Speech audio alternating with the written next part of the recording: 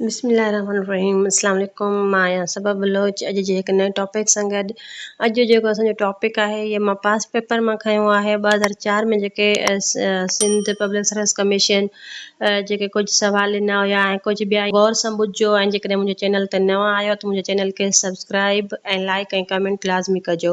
हलूं था पंहिंजे पहिरें MCQ जे तरफ़। अॼु शाह लतीफ़ कहिड़ो दास्तान ॻायो आहे? त नूरी जाम तमाची दास्तान ॻायो आहे। सवाल नंबर ॿियों आहे मखदूम अब्दुर रऊफ़ भट्टी कहिड़े सिन्फ़ जो शाइर हो? त मौलूद सिन्फ़ जो शाइर हो। सवाल नंबर टियों आहे सिंधी अदबी बोर्ड जे लोक अदब रिथा 40 जिल्दनि में कहिड़े मौक़े मुकमल कई? त डॉक्टर नबी बख्श बलोच जेको आहे लोक अदब जे रिथा 40 जिल्दनि में मुकमल कई आहे। असांजो सवाल नंबर चौथों आहे मेवन शाह इनायत रिज़वी किथे जो रहाकू हो? त नसरपुर जो रहाकू हुयो। सवाल नंबर पंजों आहे असांजो शेख हयास कहिड़े सन में वफ़ात कई? त 1997 ईस्वी में कई। असांजो सवाल नंबर चौं आहे शाह करीम जो रिसालो पहिरियां ई कंहिं शाया कयो? त मिर्ज़ा खलीच बेग जेको आहे शाह करीम जो रिसालो शाया कयो। सवाल नंबर असांजो सतों आहे कत्यन कर मोड़िया जॾहिं देश जो किताब आहे? त इहो कत्यन कर मोड़िया जेको आहे शेख अयाज़ जो किताब आहे। सवाल नंबर अठों आहे सचल चेयर देश में क़ाइमु आहे? त सचल चेयर जेका आहे शाह अब्दुल लतीफ़ यूनिवर्सिटी में आहे। सवाल नंबर 9 आहे शाह लतीफ़ चेयर देश में क़ाइमु आहे? शाह लतीफ़ चेयर जेका आहे कराची यूनिवर्सिटी में क़ाइमु आहे। सवाल नंबर असांजो 9 आहे सवाल नंबर 10 आहे असांजो शेख अयाज़ चेयर देश में क़ाइमु आहे? शाह अब्दुल लतीफ़ यूनिवर्सिटी में क़ाइमु आहे। उन खां पोइ सवाल नंबर 11 आहे असांजो अलामा काज़ी चेयर देश में क़ाइमु आहे? त अलामा आहे काज़ी चेयर जेका आहे सिंध यूनिवर्सिटी में क़ाइमु आहे। सवाल नंबर 12 आहे असांजो किताब अदब ऐं तनक़ीद देश जो लिखियलु आहे? किताब अदब ऐं तनक़ीद डॉक्टर शेख मोहम्मद इब्राहिम खलील जो लिखियलु आहे। सवाल नंबर 13 आहे असांजो अख़ुंद अज़ीज़ुल्लाह देश जो सिंधीअ में तर्जुमो कयो?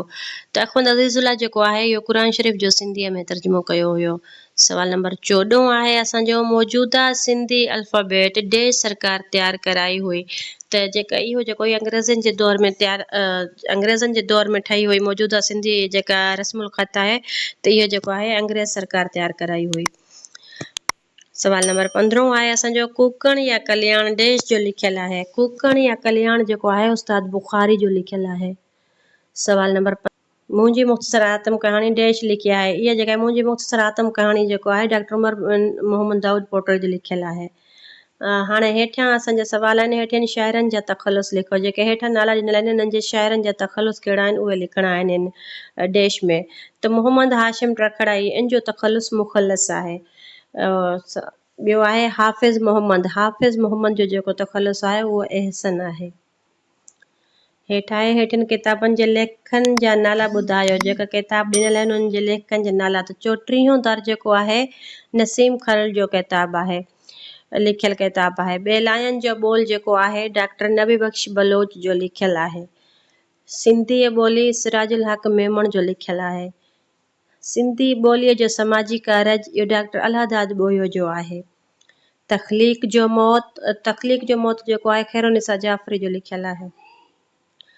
असांजे जेके कुझु मां MCQs खयां आहिनि सुभाणे इनशाला ॿिया जेके पास्ट पेपर मां कुझु मां MCQs खणी ईंदीमांव जेके मेन या इम्पोर्टेंट या मोस्ट रिपीटेड MCQs आहिनि उहे मां डेली बेसिस ते जेसिताईं असांजो टेस्ट नथो थिए ऐं 25 अप्रैल ताईं तेसिताईं जेको आहे मां डेली ते 15-20 या 25 जेके MCQs जेके मोस्ट रिपीटेड हूंदा उहो मां तव्हांजे ख़िदमत में हाज़िर कंदसि। उमेदु आहे मुंहिंजो लेक्चर तव्हांखे पसंदि आयो हूंदो ऐं इन में जेकॾहिं तव्हां चाहियो था त कहिड़ो टॉपिक ते या MCQs हुजनि इहे या पास्ट पेपर मां सवाल त उहो लाज़मी मूंखे कमेंट में ॿुधाइजो त जीअं मां उन तरीक़े सां जेका आहे वीडियो ठाहे सघां। त मिलंदासीं हिकु ॿिए टॉपिक में तमामु जल्द। तेसिताईं ॾींदा इजाज़त। ओके, अल्लाह हाफ़िज़।